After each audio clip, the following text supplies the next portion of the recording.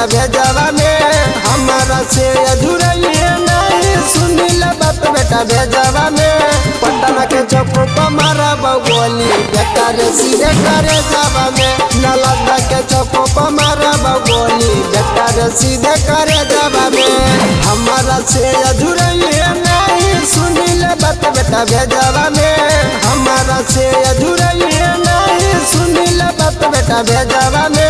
पटना के चौक पर मारा बगोली बेटा रे सीधे करे जावा में नालंदा के चौक पर मारा बगोली बेटा रे सीधे करे जावा में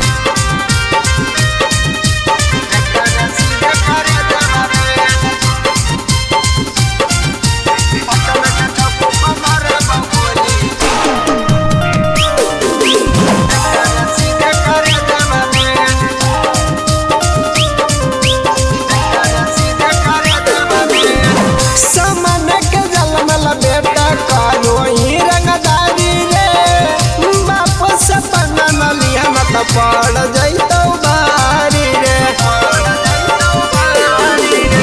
सामने के जलमल बेटा कालो ही रंगदारी रे बाप से पन्ना न लिया मत पड़ जैतो बारी रे अरे बोटी बोटी कटिला से भेज देब तोरा घरवा रे बोटी बोटी कटिला से भेज देब तोरा घरवा रे नवादा के चौक पर मारा बगोली बेटा ने सीधे करे जावा में गाया के चौक पर मारा बगोली बेटा ने सीधे करे जावा में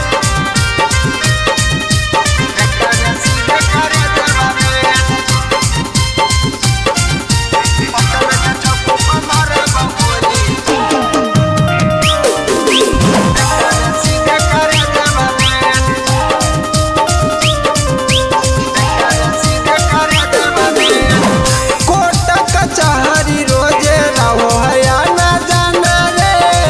के सब न लेतो बेटा जाना पूरा थाना रे कोटा कचहरी रोजे रहो हया ना जाना रे के सब न लेतो बेटा जाना पूरा थाना रे अरे राइटर परशुराम के बतिया रखिल तू भेजवा में यादव के बतिया रखिल तू